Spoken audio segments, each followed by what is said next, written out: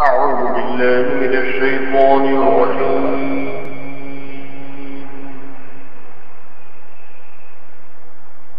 بسم الله الرحمن الرحيم.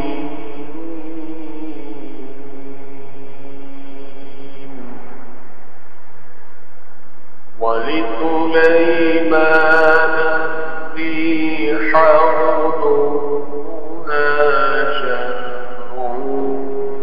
ورواحها شهر وأسلنا له عين القطر ومن الجن من يعمل بين يديه بإذن ربه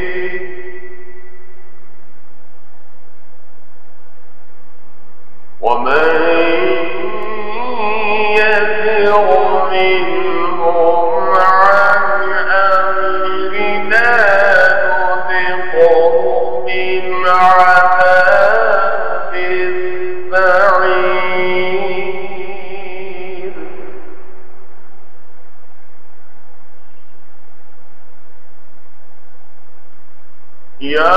يعملون له ما يشاء من محاريب وتماثيل وجفان كالجواب وقدور الراسيات.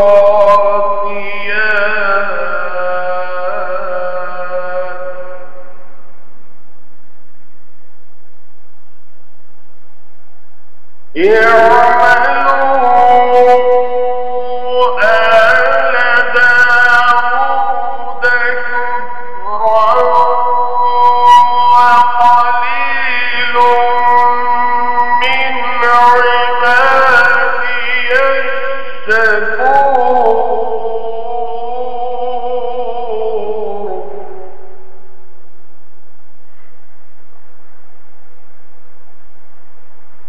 فلما قضينا عليه الموت ما دلهم على موته إلا دابة الأرض تأكل من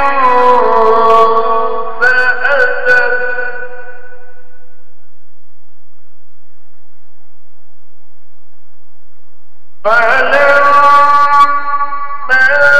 قضى تبينت الجن أن لو كانوا يعلمون الغيب ما لبثوا في العذاب المهين.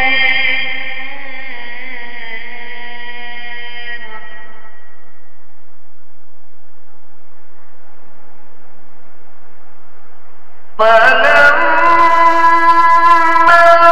قضينا عليه الموت ما دلهم على موته إلا دابة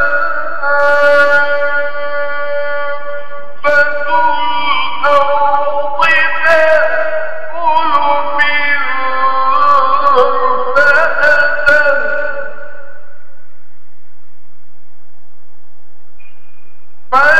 فلما قر تبينت الجن أن لو كانوا يعلمون الغيب ما لبثوا في العذاب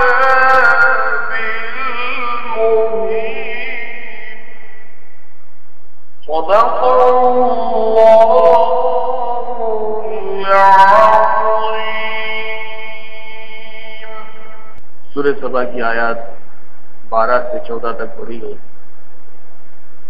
دیکھتا ہوں اور سلیمان کے آگے ہوا کو صبح کی منزل کی 1 مہینے کی اور شام کی منزل 1 مہینے کی، اور بہا دیا ہم نے اس کے واسطے چشمہ پگھلے ہوئے تانبے کا، اور جنوں میں کتنے لوگ تھے جو محنت کرتے تھے اس کے سامنے اس کے رب کے حکم سے، اور جو کوئی پھرے ان میں سے ہمارے حکم سے چکھائیں ہم اس کو آگ کا عذاب۔ بناتے تھے اس کے واسطے جو کچھ چاہتا، قلعے اور تصویریں اور لگن جیسے تالاب اور دیگیں چولہوں پر جمی ہوئی۔ کام کرو اے داؤد کے گھر والوں احسان مان کر، اور تھوڑے ہیں میرے بندوں میں احسان ماننے والے۔ پھر جب مقرر کیا ہم نے اس پر موت کو، نہ جتلایا ان کو اس کا مرنا، مگر کیڑے نے کھن کے کھاتا رہا اس کا عصا۔ پھر جب وہ گر پڑا معلوم کیا جنہوں نے کہ اگر خبر رکھتے ہوتے غیب کی، نہ رہتے ذلت کی تکلیف میں۔ ان آیات کی تفسیر کا سلسلہ گزشتہ 2-3 اتوار سے چل رہا ہے، اب اس کا آخری حصہ رہ گیا ہے۔ جیسا کہ ان آیات میں حضرت داؤد علیہ السلام اور سلیمان علیہ السلام پر اللہ تعالیٰ کے جو احسانات تھے اور جو معجزات ان 2 پیغمبروں کو عطا ہوئے تھے اس کا تذکرہ ہے۔ داؤد علیہ السلام کو جو معجزات دیے گئے اس میں ایک معجزہ یہ تھا کہ پہاڑ اور پرندے جب وہ زبور کی تلاوت کرتے یا اللہ کی حمد و ثنا کرتے تو پہاڑ اور پرندے بھی ان کے ساتھ شامل ہو جاتے، اور ایک خاص قسم کا لحن خوش آوازی اللہ تعالیٰ نے داؤد علیہ السلام کو عطا فرمائی۔ داؤد علیہ السلام پر مزید یہ اللہ کا فضل رہا کہ اللہ تعالیٰ نے ان کے لیے لوہے کو ہاتھ میں نرم کر دیا تھا۔ داؤد علیہ السلام لوہا ہاتھ میں لیتے نرم ہو جاتا تھا، جس سے وہ زرہیں بناتے تھے۔ زرہ لوہے کا لباس ہوتا ہے جس کو جنگوں کے دوران پہنا جاتا ہے۔ تو داؤد علیہ السلام پر یہ ایک فضل تھا، اور دوسرا فضل یہ تھا کہ وہ جو لوہے سے زرہیں بناتے تھے تو زرہ سازی کا کام اللہ تعالیٰ نے ان کو خاص طور سے سکھایا تھا۔ اور اس سلسلے میں بہت سے مسائل بھی ہمارے سامنے آ چکے ہیں کہ صنعت سازی، دنیا میں جو مختلف صنعتیں بنائی گئی ہیں، انڈسٹریز جو قائم ہوئی ہیں، یہ سارے انڈسٹریز کے بنانے کا طریقہ اور سلیقہ اور اس کا علم اللہ تعالیٰ نے پیغمبروں کے ذریعے سے دنیا میں جاری و ساری فرمایا۔ بعد میں دوسرے لوگوں نے اس کو سیکھا اور اس کے اوپر بہت سی ترقی ہوئی، لیکن ابتدا میں بہت ساری چیزیں اللہ تعالیٰ نے پیغمبروں ہی کے ذریعے سے سکھلائی۔ جیسے کشتی سازی ہے، نوح علیہ السلام کو اللہ تعالیٰ نے کشتی بنانے کا طریقہ سکھایا، اور قرآن مجید میں فرمایا گیا ہے کہ ہمارے سامنے، ہماری آنکھوں کے سامنے نوح علیہ السلام نے کشتی بنائی۔ اس سے پہلے کشتی بنانا کسی کو معلوم نہیں تھا، کشتی کے بارے میں کوئی جانتا بھی نہیں تھا، وہ کیسے بنایا جائے اور اس کو کس طرح سے جوڑا جائے، اس میں کس طرح سے بیٹھا جائے، پھر کس طرح سے وہ پانی میں چلے، اور پھر کیسا سلامتی سے کشتی پانی میں چل کر اپنی منزل تک پہنچتی ہے، اس کے بارے میں کسی کو کچھ معلوم نہیں تھا۔ لیکن اللہ تعالیٰ نے صرف سب سے پہلے نوح علیہ السلام کو یہ طریقہ بتایا، اس کے بعد کشتی سازی، شپ بلڈنگ کا جو کارخانہ ہے یا انڈسٹری ہے، وہ بعد میں پھر اپنی ترقی کی منزلوں کو طے کرتی رہی۔ اسی طرح لوہے کی چیزیں بنانا، اس کے لیے اللہ تعالیٰ نے سب سے پہلے داؤد علیہ السلام کو بتایا کہ لوہے سے کیسے چیزیں بنائی جاتی ہیں۔ فقدر فی السرد واعملوا صالحا، اس کے جوڑوں کو ٹھیک ٹھیک جوڑ کر، یعنی اندازے سے۔ اگر ہم آج کے زمانے سے کہیں تو انجینئرنگ کا جو کام ہے، اس طرح سے لوہے کی چیزیں انجینئر بناتا ہے، ایسا اللہ تعالیٰ نے داؤد علیہ السلام کو بتایا۔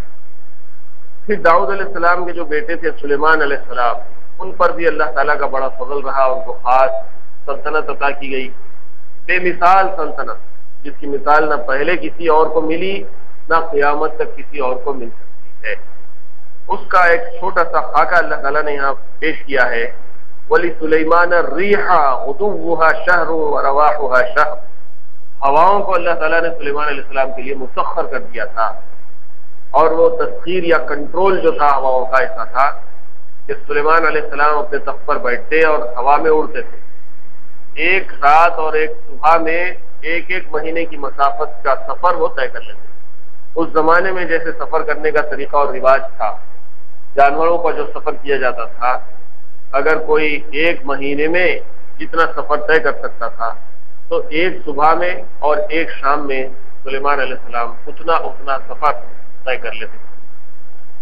وَأَسَلْنَا لَهُ عَيْنَ الْقِطْرِ، اور ایک فضل اللہ کا یہ تھا سلیمان علیہ السلام پر کہ تانبا جو پگھلا ہوا تھا، پگھلے ہوئے تانبے کی نہر بہا دی تھی، چشمہ بہا دیا تھا اللہ تعالیٰ نے سلیمان علیہ السلام. داؤد علیہ السلام کے ہاتھ میں لوہے کو نرم کر دیا، وہ لوہے کی چیزیں بنانا تھی. سلیمان علیہ السلام کے لیے تانبے کی چیزیں بنانے کا طریقہ بتا دیا، اور ان کے لیے تانبے کیا پگھلے ہوئے تانبے کا چشمہ بنانا. کہ وہ پگھلے ہوئے تانبے کو لیتے، اس سے جو چیز چاہے بناتے، اس کے بعد وہ کھٹ ہو کر مضبوط ہو جاتی. پھر اللہ تعالیٰ نے سلیمان علیہ السلام کے لیے جنات کو بھی ان کے قابو میں کر دیا تھا. وَمِنَ الْجِنِّ مَن يَعْمَلُ بَيْنَ يَدَيْهِ بِإِذْنِهِ، سلیمان علیہ السلام کی آنکھوں کے سامنے ان کے حکم اور مرضی کے مطابق جنات کام کیا کرتے تھے. وَمَن يَزِغْ مِنْهُمْ عَنْ أَمْرِنَا نُذِقْهُ مِنْ عَذَابِ السَّعِيرِ، وہ جنات میں سے کوئی سلیمان علیہ السلام کی نافرمانی کرتا یا ان کا حکم نہ مانتا تو اللہ تعالیٰ کی طرف سے وہ عذاب کے اندر مبتلا کر دیا جاتا.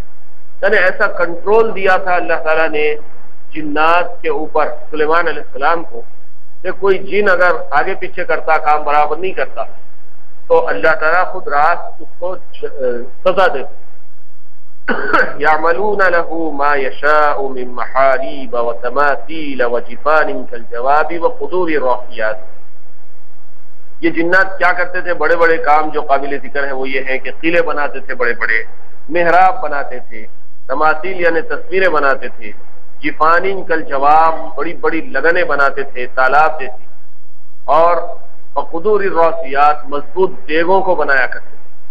یہ ایک غیر معمولی قسم کے کام تھے جس کا ذکر اللہ تعالیٰ نے قرآن مجید میں کیا. اس کے علاوہ چھوٹے موٹے بہت سے کام جنات سلیمان علیہ السلام کے لیے کر دیا کرتے تھے. وَقَلِيلٌ اعْمَلُوا آلَ دَاعُودَ شُكْرًا، یہ سارے احسانات جتلانے کے بعد اللہ تعالیٰ نے داؤد علیہ السلام کی اولاد سے اور ان کے اہل و عیال سے، ان کی قوم سے یہ مطالبہ کیا ہے کہ اے داؤد کے لوگوں، اللہ کا شکر ادا کرو اور شکر کے ساتھ عمل کرو. اس سلسلے میں بہت سے مسائل بھی ہمارے سامنے آ چکے ہیں کہ شکر کس طرح سے اللہ تعالیٰ کا ادا کیا جاتا ہے. کیا صرف زبان سے شکر ادا کر دینا کافی ہے یا پھر عمل سے شکر کیا جائے؟ جو احکامات اللہ تعالیٰ دیں ان تمام احکامات کو اللہ کی مرضی کے مطابق کرنا، یہ اصل میں شکر گزاری ہے. اور یہاں پر اعملوا علی داؤد شکرا کا لفظ بتا رہا ہے کہ شکر صرف زبان ہی سے نہیں بلکہ عمل کے ذریعے سے بھی شکر کرنا، اس کا حکم اللہ تعالیٰ نے دیا ہے. وَقَلِيلٌ مِّنْ عِبَادِيَ الشَّكُورُ، بہت کم بندے ہیں ہمارے جو اصل میں شکر کرتے ہیں. اب جو آخری آیت ہے اس کا تفسیر کا حصہ ہمارے سامنے آنا ہے. فَلَمَّا قَضَيْنَا عَلَيْهِ الْمَوْتَ مَا دَلَّهُمْ عَلَى مَوْتِهِ، جب اللہ تعالیٰ نے ان کے اوپر موت کو طاری کر دیا، یعنی سلیمان علیہ السلام کو جب موت آئی، ما دلہم علی موت، کسی نے ان کی موت کی اطلاع نہیں دی، الا دابۃ الارض، سوائے ایک زمین کے کیڑے نے، تأکل من سأتہ، جو ان کے لکڑی کو کھا رہا تھا. فلما خر تبینت الجن ان لو كانوا يعلمون الغیب، جب سلیمان علیہ السلام کی موت کی اطلاع ملی تو جنات افسوس کرنے لگے کہ کاش ہم کو غیب کا علم ہوتا تو پھر ہم ما لبثوا فی العذاب المہین، اس مصیبت زدہ کام میں پریشان نہ رہتے. اس کی تفسیر ابھی ہمارے سامنے آ رہی ہے.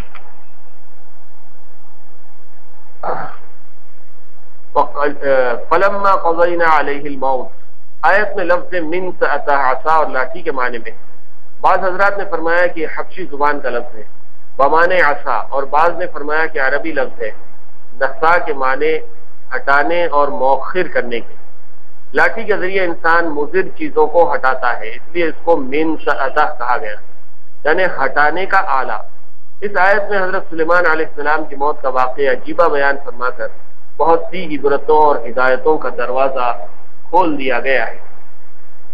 حضرت سلیمان علیہ السلام کی موت کا عجیب واقعہ، اس واقعے میں بہت سی ہدایات ہیں.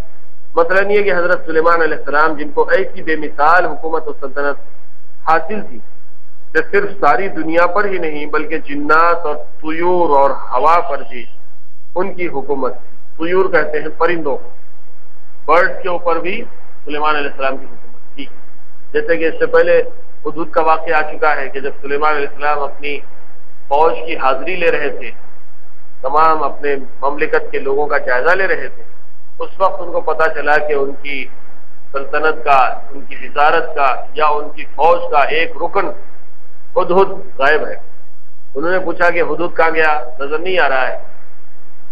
اگر وہ آئے گا اور کوئی معقول وجہ بتائے گا تو اس کو معاف کر دیا جائے گا، اگر کوئی معقول وجہ نہیں بتائے گا اور غیر ضروری بغیر اطلاع کے جو غائب ہو گیا ہے تو اس پر اس کو سخت سزا دی جائے گی یا اس کو ذبح کر دیا جائے گا۔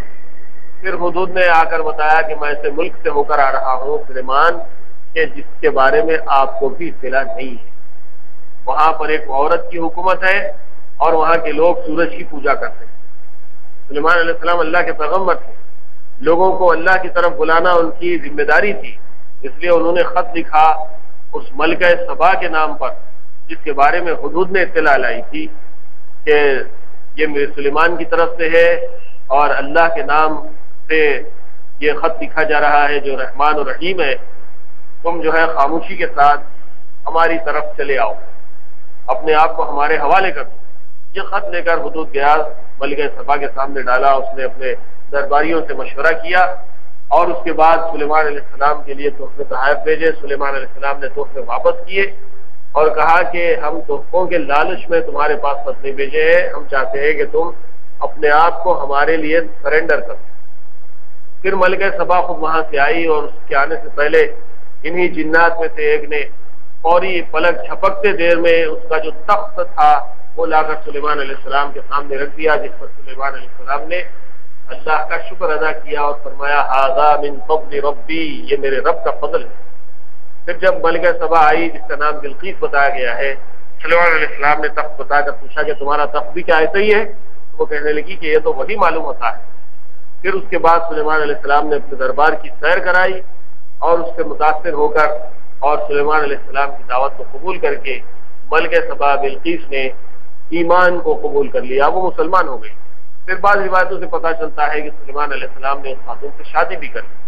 غرض یہ کہ یہ سارے واقعے کا خلاصہ اس لیے بتایا گیا کہ سلیمان علیہ السلام کی حکومت پرندوں پر تھی اور ملکہ سبا کی اطلاع پرندے نے دی تھی، اور ہوا پر بھی تھی، جیسا کہ ابھی کہا گیا کہ تخت پر اٹھتے تھے سلیمان علیہ السلام، رات اور دن میں ایک ایک مہینے کا سفر طے کر لیتے تھے۔ ان سب سامانوں کے باوجود موت سے ان کو بھی نجات نہ تھی۔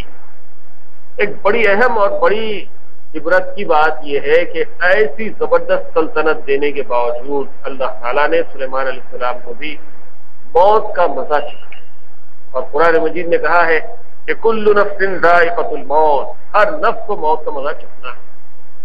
اللہ تعالیٰ نے اپنے بڑے بڑے برگزیدہ بندوں کو دنیا میں بھیجا، پیغمبروں کو، انبیاء کو، صلحاء کو، صالحین کو، صحابہ کو، یہاں تک کہ پیغمبر آخر الزماں حضرت محمد مصطفیٰ صلی اللہ علیہ وسلم کو بھی دنیا میں مبعوث فرمایا، لیکن جب تک کہ ان کی حیات اللہ تعالیٰ نے رکھی، ان کو دنیا میں رکھا، اور پھر اس کے بعد حضور نبی کریم صلی اللہ علیہ وسلم کو بھی موت کی منزل سے گزرنا پڑا۔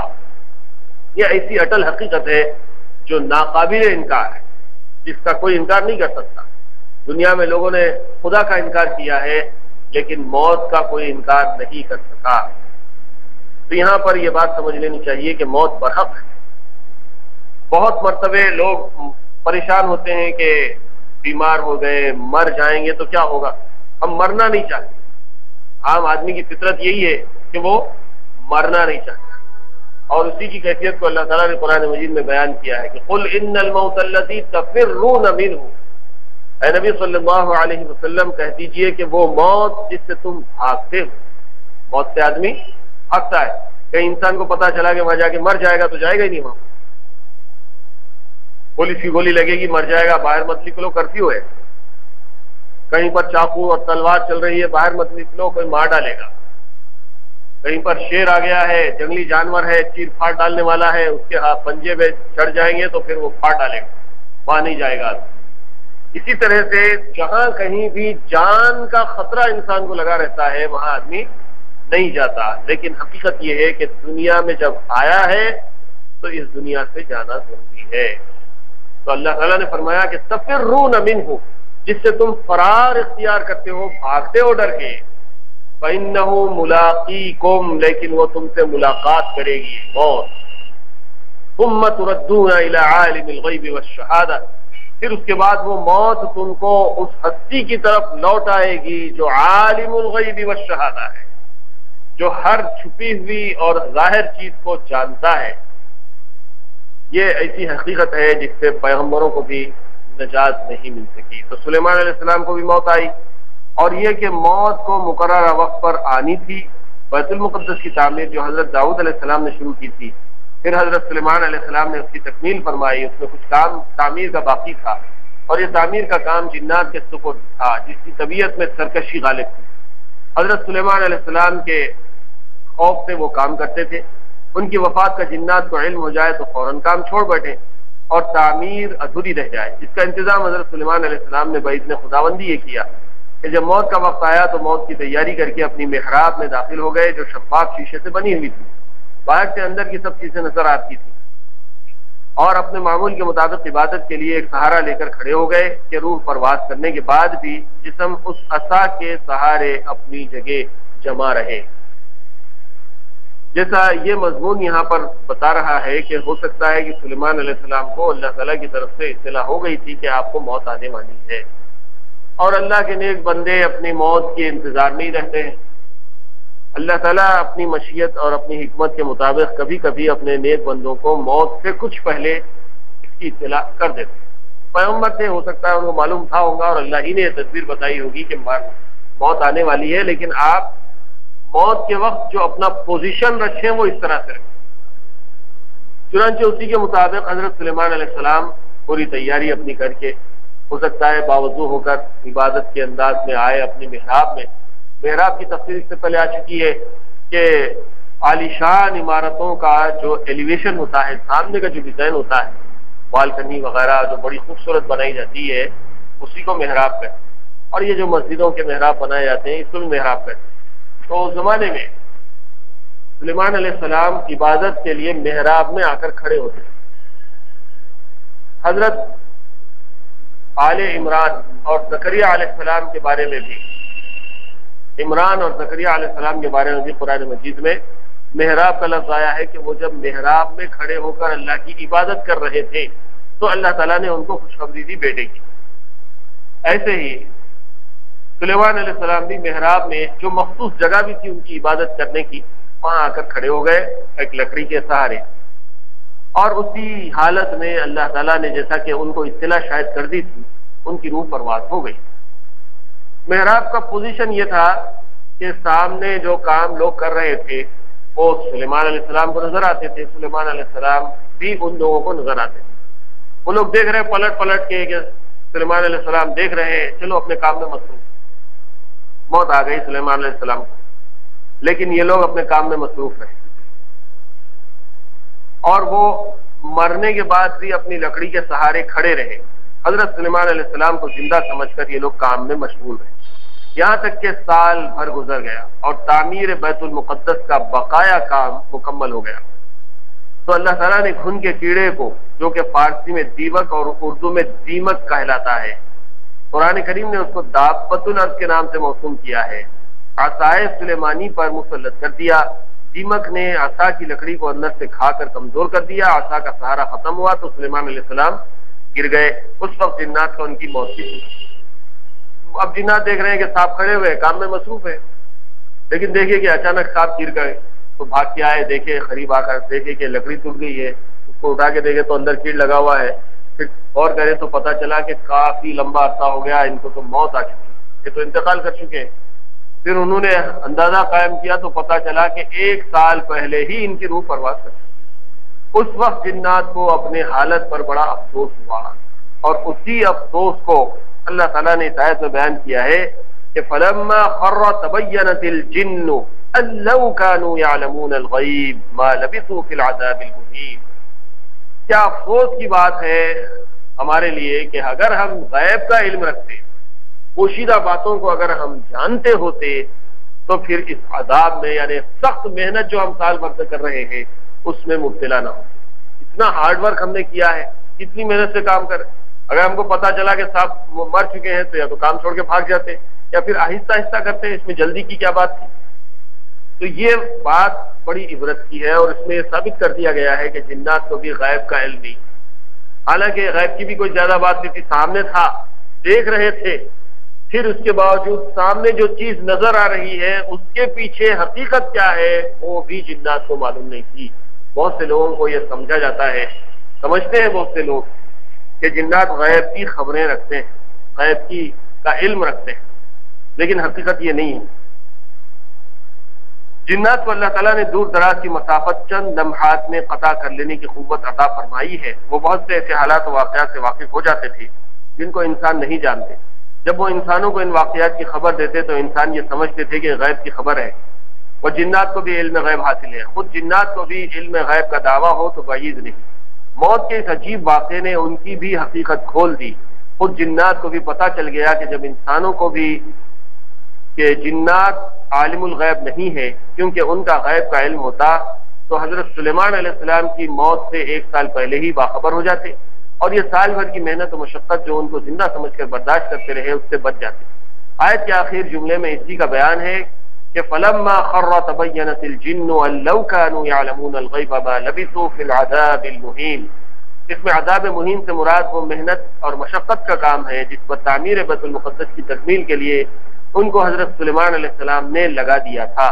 سلیمان علیہ السلام کی موت کا یہ عجیب واقعہ کچھ تو خود قرآن کی آیت میں مذکور ہے، باقی تفصیل حضرت ابن عباس وغیرہ ائمہ تفسیر سے منقول ہے، جو ابن کثیر وغیرہ سب تفاسیر میں نقل کی گئی ہے. اس عجیب واقعے سے عبرت بھی حاصل ہوئی کہ موت سے کسی کو چھٹکارا نہیں، اور یہ بھی کہ اللہ تعالیٰ کو جو کام لینا ہوتا ہے اس کا جس طرح چاہے انتظام کر سکتے. پوری دنیا اور کائنات کی ہر چھوٹی بڑی چیز اللہ کے قبضے قدرت میں ہے. وقتی طور پر کوئی چیز اللہ تعالیٰ کسی کے کنٹرول میں دے دیتے ہیں، ٹائم بینگ، ٹیمپرریلی. کسی کو مکان ملا، دکان ملی، عہدہ ملا، سواری ملی، جائیداد ملی، حکومت ملی، لیکن یہ سب عارضی. پھر اس کے بعد اللہ تعالیٰ اس سے اچانک وہ چھین لیتے ہیں اور دوسرے کے حوالے کر دیتے ہیں. ایسے ہی چھوٹی چھوٹی چیزوں سے جس کو ہم بالکل حقیر سمجھتے ہیں اس سے اللہ تعالیٰ بڑے بڑے کام لے لیتے ہیں. جیسے یہاں پر دیمک کے کیڑے کو مقرر کر دیا اللہ تعالیٰ نے کہ وہ سلیمان علیہ السلام کے عصا کو کھائیں، وہ کھا کر عصا کو کھوکھلا کیا، اندر سے عصا گرا، تو تب پتہ چلا سلیمان علیہ السلام کا انتقال. تو ایک چھوٹے سے گھن کا کیڑے سے کب کیا کام لینا ہے اللہ کو معلوم. حضور نبی کریم صلی اللہ علیہ وسلم ہجرت کے لیے نکلے ہیں، غار حرا میں، غار ثور میں پناہ لیے ہوئے، اور دشمن آیا ہے منہ کے پاس. اس نے دیکھا کہ جالا بنا ہوا ہے غار کے منہ کے اوپر، مکڑی کا جالا ہے. کبوتر نے انڈے دے دیے ہیں.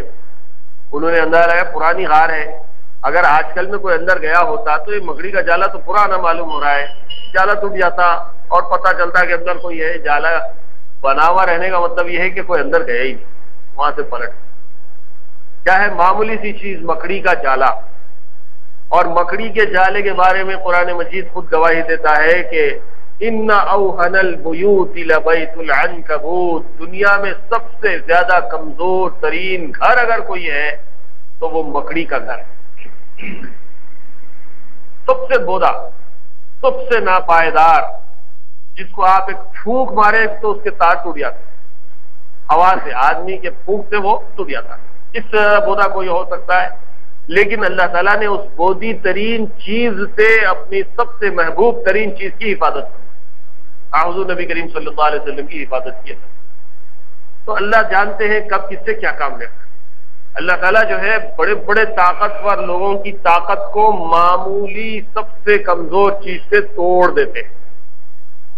نمرود کے بارے میں آپ نے واقعہ سنا ہوگا کہ بڑا ظالم بادشاہ تھا، بڑی اس کی سلطنت اور مملکت تھی، بڑا طاقتور تھا، اور اس نے اپنے آپ کو خدا کہلوا لیا تھا کہ میں خدا ہوں.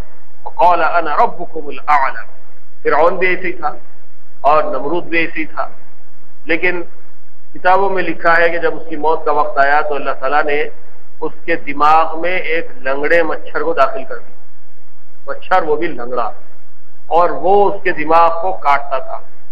جب وہ دماغ کو کاٹتا تھا مچھر اندر تو شدید تکلیف ہوتی تھی نمرود کو، اور وہ درد کی وجہ سے اپنے سر کو زمین پر پٹکنے لگتا تھا اور اپنے درباریوں سے کہتا تھا کہ جوتے لے کر میرے سر پہ مارو۔ جب جوتوں سے سر پر مارا جاتا تھا تو اس کو تھوڑا سکون ملتا۔ اس طرح اللہ تعالیٰ نے عبرتناک سزا دنیا میں دلائی نمرود، اور آج بھی دنیا میں ایسے کئی واقعات ہیں عبرت کے جو ہمارے سامنے پیش آتے رہتے ہیں، جن کو اللہ تعالیٰ پہلے بہت عروج عطا کرتا ہے۔ بڑی مملکت، بڑے بڑے مقدار میں ووٹ لے کر لوگ جو ہے صاحب اقتدار بن جاتے ہیں، پاور میں آ جاتے ہیں، حکومت ان کے ہاتھ میں آ جاتی ہے، پولیس ان کے لیے، سیکورٹی ان کے لیے، وزارت ان کے لیے، لوگ ان کے لیے، چمچے ان کے لیے، پوری عوام ان کے لیے، اور ساری قلمدان ان کے اپنے قبضے میں ہوتے ہیں، جس منسٹر کو چاہے جو قلمدان دے دیتے ہیں۔ لیکن اس کے بعد اسی عروج کے زمانے میں جبکہ کروڑوں کے عوام ان کے لیے اپنی جان دینے کے لیے تیار ہوتے ہیں، اچانک کوئی ایسا حادثہ پیش آتا ہے کہ ساری عوام، ساری سیکورٹی، ساری ٹیکنالوجی، سارے پولیس فورسز، پیراملٹری فورسز سب کونے میں دھرے کے دھرے رہ جاتے ہیں اور سب اللہ کے حوالے ہو جاتے ہیں، کہ تو وہ پتہ ہی نہیں چلتا۔ آپ کے چیف منسٹر صاحب کا حادثے میں انتقال ہو گیا، ہیلی کاپٹر حادثے کا شکار ہوا، کہاں جا کر بے یار و مددگار انا ملا جنگلات میں جا کے مر گئے، اور دو تین دن ہو گئے لوگ ڈھونڈ رہے، تلاش کر رہے، کہاں گیا کہاں گیا کہاں گیا، ڈھونڈے تو پتا چلا کہ وہاں جا کے وہ حادثے کا شکار ہو گیا، اور اس کے بعد ان کی لاش ملی۔ اس کے بعد دوسرا واقعہ اسی نوعیت کا، اروناچل پردیش کے چیف منسٹر کا بھی ایسی حادثہ، اور اس میں بھی یہی ہوا کہ ہیلی کاپٹر گیا، حادثے میں تباہ ہو گیا، 3-4 دن قریب ان کا تو کافی دنوں تک تلاش کرنا پڑا، 4-5 دن ہو گئے، روزانہ نیوز آ رہی، کبھی پتا چلا کہ نہیں بھوٹان میں کہیں ہیں، مل گئے ہیں وہاں پر، بھوٹان کی حکومت نے اطلاع دی کہ نہیں ہمارے پاس کچھ ان کا ہیلی کاپٹر وغیرہ کچھ نہیں آیا ہے، پھر جا کے تلاش کرے، پوری مشنری حکومت کی لگا دی ہے۔ اس کے بعد معلوم ہوا کہ حادثے کا شکار ہو گئے، وہاں سے ان کی جلی بھنی لاشیں بھی۔ تو موت ایسی چیز ہے، سورہ لقمان میں اللہ تعالیٰ فرماتے ہیں کہ کوئی نفس نہیں جانتا کہ وہ کل کہاں جا کر مرنے والا ہے۔ بِأَيِّ أَرْضٍ تَمُوتُ وَمَا تَدْرِي نَفْسٌ بِأَيِّ أَرْضٍ تَمُوتُ، کوئی نفس نہیں جانتا کہ وہ دنیا کے کس خطے میں جا کر اپنی جان گنوا دے گا، پتہ ہی نہیں چلتا۔ غرض یہ کہ یہ ایک عبرتناک واقعہ ہے سلیمان علیہ السلام کا بھی۔ حالانکہ سلیمان علیہ السلام کی موت وہ تو اللہ کی مرضی اور مشیت کے مطابق ایک پیغمبرانہ شان کی موت تھی، لیکن موت کا آنا خود بھی ایک عبرت کی بات ہے۔ اور اس کے بعد جب پتا چلا کہ انتقال کر گئے ہیں تو اب جنات بڑا افسوس کرنے لگے کہ ارے ہم کو پہلے معلوم ہوتا تو اتنی مصیبت کیوں اٹھاتے۔ آج لوگ جو ہے غیب کی باتیں معلوم کرنے کے لیے بہت ساری مصیبتیں اٹھاتے۔ ابھی آج کے اخبار میں بھی روزانہ اخبارات میں اطلاعات آ رہی ہیں، کبھی کوئی عامل پکڑا گیا، کبھی کوئی عامل پکڑا گیا، سلطان شاہی میں، مغل پورے میں 20 عاملہ ہیں۔ کیوں جاتے ہیں لوگ ان کے پاس؟ خاص طور سے ہماری عورتیں اور لڑکیوں کے عقائد، ان کے اخلاق اور ان کی تعلیم کی بڑی سخت ضرورت محسوس ہوتی ہے۔ ہم لوگ مرد حضرات، بچے وغیرہ، نوجوان تو مسجدوں میں آتے ہیں، کہیں درس سن لیے، کہیں جمعے کی تقریر سن لیے، بہت ساری چیزیں ان کو معلوم ہو جاتی ہیں، ایک نہ ایک حد تک کہ ان کو تعلیم رہتی ہے، لیکن خواتین اس سے بے بہرا ہے۔ نتیجہ یہ ہے کہ برقعے والی خواتین کا ہجوم ان عاملوں کے پاس دیکھا جاتا ہے، ہزاروں کی تعداد میں۔ کبھی اطلاع آتی ہے کہ چار مینار کی مندر کے پاس 2-3 برقعے والیاں ہر جمعرات کے دن آتے ہیں، 110 روپے پجاری کے حوالے کرتے ہیں، پوجا میں شریک ہوتے ہیں، اس کے بعد گھر جاتے ہیں۔ اخبار کے نامہ نگار نے ان سے پکڑ کر پوچھا کہ بھائی تم مسلمان ہیں، مندر میں کیوں آتے؟ تو کہنے لگی کہ ہم بیچ میں چند دن نہیں آ رہے تھے، مگر جب ہم نہیں آتے، یہاں 110 روپے نہیں دیتے تو ہمارے گھر میں ہمارے بچے ہماری بات نہیں سنتے، یہ یہاں لا کے دیے تو گھر میں بچے ہماری بات سن رہے بولے۔ یہ ہے، اور ایسی بہت سی مثالیں ہیں۔ آج کے اخبار میں بھی اطلاع آئی کہ یہاں جو عاملہ تھی وہ تو غیر مسلم میترواڑی کی میترانی، اور اس نے جو ہے لوگوں کو ایسا بیوقوف بنایا، 25 سال سے اپنا دھندا چلا رہی، کروڑ پتی بن گئی ہے، اور اب اس کے بیٹے بھی اس کے دھندے میں شامل ہو گئے ہیں۔ لاکھوں روپیہ، کروڑوں روپیہ اس نے حاصل کیا، بڑی بڑی جائیدادیں اس نے پیدا کر لی، لوگوں کو بیوقوف بنا دی۔ ایسے مسلم غیر مسلم کئی عاملہ ہیں جو جادو کے نام پر، غیب کی باتیں بتانے کے نام پر حاضرات اور کشف و کرامات کے نام پر لوگوں کو بیوقوف بناتے ہیں اور ان سے لاکھوں روپیہ وصول کرتے ہیں۔ حقیقت یہ ہے کہ غیب کا علم صرف اللہ تعالیٰ کو ہے۔ آدمی کو چاہیے کہ اگر کوئی حالات ایسے ناگوار قسم کے اور ناسازگار قسم کے آدمی کو اگر پیش آ جاتے ہیں تو اس کو اللہ کی طرف متوجہ ہونا چاہیے، پڑھے وہ اور روزہ رکھے، قرآن کی تلاوت کرے، دعائیں کرے اللہ تعالیٰ سے گڑ گڑا کر، تہجد کا اہتمام کرے، سجدہ میں پڑھ کر روتے ہوئے اللہ تعالیٰ سے دعا کرے کہ اللہ جو معاملات میرے ساتھ پیش آ رہے ہیں آپ کی قدرت ہے، آپ اس کو دور کر سکتے ہیں، آپ ہی اپنی قدرت سے ان کو دور کر دیجیے۔ یا پھر یہ کہ آدمی حالات مشکل حالات سے گزرتے گزرتے اگر مر جائے تو موت تو برحق ہے، کسی کو فرار ہی نہیں، کسی کو یہ خواہش ہے کہ میرا بچہ بچ جائے، لیکن اس کے ساتھ ساتھ اس کو خیال رہنا چاہیے کہ بچہ بچ جائے اچھا ہے، ہماری آرزو تمنا ہے، لیکن اللہ نے اس کی موت لکھ دی ہے تو کوئی بچا نہیں سکتا، نہ ڈاکٹر بچا سکتا ہے، نہ عامل بچا سکتا ہے، نہ حکیم بچا سکتا ہے۔ یہاں تک کہ کئی مرتبہ ڈاکٹر بھی موت کا شکار ہو جاتے ہیں، ہوتے ہی ہیں، بچتا کیا کوئی ڈاکٹر۔ چند دن پہلے ایسے ہی ایک ہیلی کاپٹر کا حادثہ ہوا، آپ نے دیکھا ہوگا کہ ایک پیشنٹ کو ایئر ایمبولینس کے تیارے ہوتے ہیں، خاص چارٹرڈ ہیلی کاپٹر یا فلائٹ ہوتا ہے، مخصوص طریقے سے تیار کیے جاتے ہیں، اس کو ہائر کیا اپولو ہاسپٹل نے۔ ایک پیشنٹ جو بہت سیریس تھا، خصوصی ڈاکٹرز کی نگرانی میں اس طیارے میں پیشنٹ کو ٹرانسفر کیا جا رہا تھا ہریانہ سے دلی کے اپولو ہاسپٹل، اور 4-6 میڈیکل پیرامیڈیکل اسٹاف ممبر طیارے میں اس کے ساتھ پورے آلات لگا کے اس کو لے کے جا رہے ہیں۔ رستے میں پلین حادثے کا شکار ہو گیا، پیشنٹ بھی مر گیا، ڈاکٹرز بھی مر گئے، پائلٹ بھی مر گیا، اور وہ پلین جو ہے حادثے کا شکار ہو کے ایک مکان پہ گرا، مکان جل کے خاک ہو گیا، مکان میں رہنے والے 3 آدمی بھی اس میں ہلاک ہو گئے۔ اس طرح سے جملہ ایک آدمی کو بچانے کی چکر میں 10 آدمی مارے گئے۔ تو موت برحق ہے، کوئی آدمی نہیں جانتا کہ وہ کل کہاں جا کر مرے گا، تو موت کے لیے انسان کو ہمیشہ تیار رہنا ہے۔ ذہنی طور پر کسی کی محبت اور دنیا میں جینے کا جو آدمی کو خواہش ہوتی ہے، اس کی بنیاد پر آدمی مرنے کے لیے تیار ہے، اور اسی کے لیے سارے راستے اختیار کرتا ہے، جاؤ وہاں معلوم کرو، وہ علاج کریں گے، یہ علاج کریں گے، جادو سے کریں گے، ٹونے سے کریں گے، جھاڑ پھونک سے کریں گے، تعویذ پلیتوں گنڈوں سے کریں گے، ایسے سارے راستے آدمی اختیار کر لیتا ہے۔ لیکن حقیقت یہ ہے کہ موت اگر لکھ دی گئی ہے تو کوئی بچا نہیں سکتا۔ تقریر مذکور سے معلوم ہو گیا کہ سلیمان علیہ السلام نے موت کے وقت اس خاص طریقے کو 2 وجہ سے اختیار کیا تھا۔ اول یہ کہ بیت المقدس کی تعمیر کا باقی کام پورا ہو جائے، دوسرے یہ کہ ان لوگوں پر جنات کی بے خبری بے بسی واضح ہو جائے تاکہ ان کی عبادت کا کوئی خطرہ نہ رہے، لوگ جنات کی عبادت نہ کرنے لگے۔ امام نسائی نے باسناد صحیح حضرت عبداللہ ابن عمر سے روایت کیا ہے کہ رسول اللہ صلی اللہ علیہ وسلم نے فرمایا کہ جب حضرت سلیمان علیہ السلام بیت المقدس کی تعمیر سے فارغ ہوئے تو اللہ تعالیٰ نے چند دعائیں جو مقبول ہوئی۔ ان میں سے ایک دعا یہ ہے کہ جو شخص اس مسجد میں صرف نماز کی نیت سے داخل ہو اور کوئی دنیاوی غرض نہ ہو، اس مسجد سے نکلنے سے پہلے اس کو تمام گناہوں سے ایسا پاک کر دے جیسا کہ اس وقت پاک تھا جب ماں کے پیٹ سے پیدا ہوا تھا۔ یہ پیغمبرانہ تعلیم ہے۔ پیغمبروں کو دنیا میں جینے کی خواہش نہیں، لوگوں کے لیے ہمیشہ جینے کی وہ دعا نہیں کرتے۔ ہر پیغمبر کی دعا میں آپ دیکھیں، اپنی امت کے لیے اور اپنے لیے جو دعا انہوں نے کی ہے آخرت کے لیے، کہ ان کی آخرت اچھی ہو جائے، ان کا عمل صحیح ہو جائے، ان کی توبہ قبول ہو جائے، ان کے گناہ معاف ہو جائیں، یہ جہنم سے بچ جائیں، جنت میں داخل ہو جائیں، اللہ کی رضا ان کو حاصل ہو جائے۔ یہ دعائیں رہتی ہیں پیغمبروں کی۔ سلیمان علیہ السلام جب بیت المقدس کی تعمیر سے فارغ ہوئے تو انہوں نے یہ دعائیں کی، اس سے بیت المقدس مسجد اقصی کی فضیلت معلوم کی۔ انہوں نے کہا کہ جو کوئی شخص اس مسجد میں، اس بیت میں آئے اس نیت سے کہ آپ کی عبادت کرنے کے لیے وہ داخل ہو، دنیا کی کوئی غرض اس کے پیچھے نہ ہو، تو آپ اس کے گناہوں کو ایسے معاف کر دیجئے جیسے وہ ماں کی پیٹ سے پیدا ہوا وقت گناہوں سے پاک اور صاف تھا۔ سدی کی روایت بھی اسی طرح ہے کہ بیت المقدس کی تعمیر سے فارغ ہونے پر حضرت سلیمان علیہ السلام نے بطور شکرانے کے 12,000 گائے بیل، 20,000 بکریوں کی قربانی کر کے لوگوں کو دعوت عام دی۔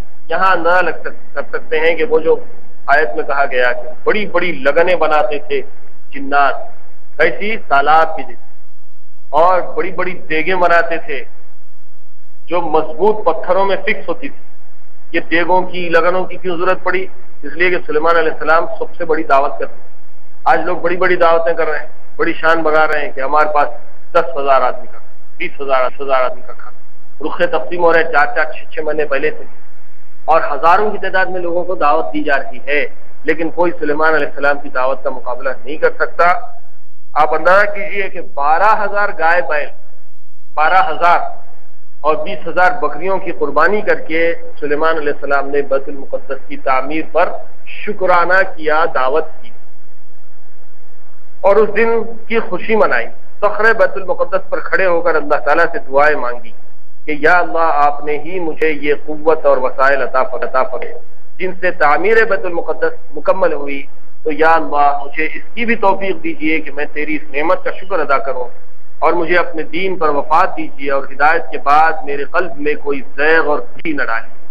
اور عرض کیا کہ میرے پروردگار، جو شخص اس مسجد میں داخل ہو، میں اس کے لیے آپ سے 5 چیزیں مانگتا ہوں. ایک یہ کہ جو گناہ گار توبہ کرنے کے لیے اس مسجد میں داخل ہو تو آپ اس کی توبہ قبول فرما لیں اور اس کے گناہوں کو معاف فرما دیں. اور دوسرے یہ کہ جو شخص کسی خوف اور خطرے سے بچنے کے لیے اس مسجد میں داخل ہو تو آپ اس کو امن دے دیں اور خطرات سے نجات عطا فرمائیں. تیسرے یہ کہ جو بیمار آدمی اس میں داخل ہو اس کو شفا عطا فرما دیں. چوتھے یہ کہ جو فقیر آدمی اس میں داخل ہو اس کو غنی کر دیں. 5ویں یہ کہ جو شخص اس میں داخل ہو جب تک وہ اس میں رہے آپ اپنی نظر عنایت و رحمت اس پر رکھیں، بجز اس شخص کے جو کسی ظلم یا بے دینی کے کام میں مشغول ہے. یہ دعائیں حضرت سلیمان علیہ السلام نے کی بیت المقدس کے لیے. اس حدیث سے معلوم ہوتا ہے کہ بیت المقدس کی تعمیر کا کام حضرت سلیمان علیہ السلام کی حیات میں مکمل ہو چکا تھا، مگر جو واقعہ اوپر مذکور ہوا ہے وہ کچھ اس کے منافی نہیں کہ اصل تعمیر مکمل ہونے کے بعد بڑی تعمیرات میں کچھ کام باقی رہا کرتے ہیں، وہ باقی ہوں، اور ان کے لیے حضرت سلیمان علیہ السلام نے مذکورہ تدبیر اختیار کی. اب یہاں 2 واقعات میں تھوڑا سا ڈفرنس معلوم ہوتا ہے. ایک تو سلیمان علیہ السلام بیت المقدس کی تعمیر ختم ہونے مکمل ہونے کے بعد دعائیں کرنے سے نقل کیے گئے. دوسری طرف یہ بتایا جا رہا ہے کہ لکڑی کے سہارے ٹیکا لے کر ٹھہر گئے تاکہ بیت المقدس کی تعمیر مکمل ہو اور جنات کو پتہ نہ چلے کہ ان کا انتقال ہو گیا ہے. تو یہ دونوں میں تو بڑا فرق ہے. حقیقت یہ ہے کہ اصل تعمیر جو اسٹرکچر تھا بیت المقدس کا وہ تو سلیمان علیہ السلام کی زندگی میں مکمل ہو گیا، مین کنسٹرکشن کمپلیٹ ہو گیا. جو باقی کا آخری کا فنیشنگ کا کام جسے ہم آج کی دنیا میں کہتے ہیں شاید وہ باقی رہ گیا تھا، اور اس کے لیے جنات کو کام پر لگا کر سلیمان علیہ السلام انتقال کر گئے، اور وہ کام سلیمان علیہ السلام کے انتقال کے بعد فنیشنگ کا کام کمپلیٹ ہوا. یہ بات سمجھی جا سکتی. حضرت ابن عباس رضی اللہ تعالیٰ عنہ سے بھی منقول ہے کہ موت کے بعد عصا کے سہارے حضرت سلیمان علیہ السلام 1 سال کھڑے رہے. بعض روایت میں ہے کہ جب جنات کو معلوم ہوا کہ سلیمان علیہ السلام کی موت کو عرصہ ہو گیا ہے، ہم بے خبر رہے تو مدت موت معلوم کرنے کے لیے تدبیر کی کہ ایک لکڑی میں دیمک چھوڑ دی. 1 دن رات میں جتنی لکڑی وہ دیمک نے کھائی اس سے حساب لگایا کہ عصائے سلیمانی پر 1 سال اس طرح گزر چکا ہے. اب کتنے دن ہوا معلوم نہیں نا بھائی، وہ زمانے سے ٹھہرے ہوئے. تو اب لکڑی میں دیمک چھوڑ دیے، چھوڑ کے دیکھے ایک کیڑا 1 دن میں کتنی لکڑی کھاتا. اس سے کیلکولیٹ کر کے اندازہ لگائے کہ اتنی بڑی لکڑی کھانے کے لیے اس کیڑے کو 1 سال لگاؤ. اس سے پتا چلا کہ 1 سال پہلے سلیمان علیہ السلام کا انتقال. بغوی نے علماء تاریخ کے حوالے سے نقل کیا ہے کہ حضرت سلیمان علیہ السلام کی عمر کل 53 سال تھی، جسٹ 53 ایئرس. سلیمان علیہ السلام بہت لمبی عمر کے نہیں تھے. جیسے نوح علیہ السلام 950 سال، آدم علیہ السلام 1000 سال، ایسے موسیٰ علیہ السلام کی عمر بھی شاید کچھ زیادہ ہی تھی. لیکن اور ابراہیم علیہ السلام کی عمر 110-120 سال، یوسف علیہ السلام کی عمر بھی 110 سال کے بعد قریب لکھی گئی ہے، اور یوسف علیہ السلام اور ان کے بھائیوں کی عمریں بھی 90 سال، 100 سال، 150 سال کے درمیان کی. لیکن سلیمان علیہ السلام کی عمر 53 سال، ان کی سلطنت اور حکومت 40 سال رہی. 13 سال کی عمر میں سلطنت کا کام سنبھال لیا تھا، اور بیت المقدس کی تعمیر اپنی سلطنت کے 4تھے سال میں شروع کی. یہ تاریخی تفصیلات درج کی گئی ہیں. اس سے اندازہ لگایا جا سکتا ہے کہ اللہ تعالیٰ کی قدرت بڑی عجیب و غریب ہے. اس کی عمر اللہ نے کتنی لکھی ہے وہی جانتا ہے، اس لیے اپنی جتنی بھی عمر ہے اسی میں اللہ تعالیٰ کی طرف فوری رجوع ہونے کی کوشش کرنا چاہیے. پھر یہاں تک جو مستقل 2-3 اتوار سے آیتیں پڑھی جا رہی تھیں، اس کی تفسیر کا سلسلہ ختم ہوا. انشاءاللہ آئندہ اتوار کو آگے کی آیتیں پڑھی جائیں گی. اللہ تعالیٰ سے دعا کیجیے کہ اللہ تعالیٰ ہمیں سب کو قرآن مجید کے پڑھنے، سمجھنے، عمل کرنے کی توفیق عنایت فرمائے. الحمد للہ رب العالمین. اللهم صل على سيدنا محمد وعلى آل سيدنا محمد وبارك وسلم.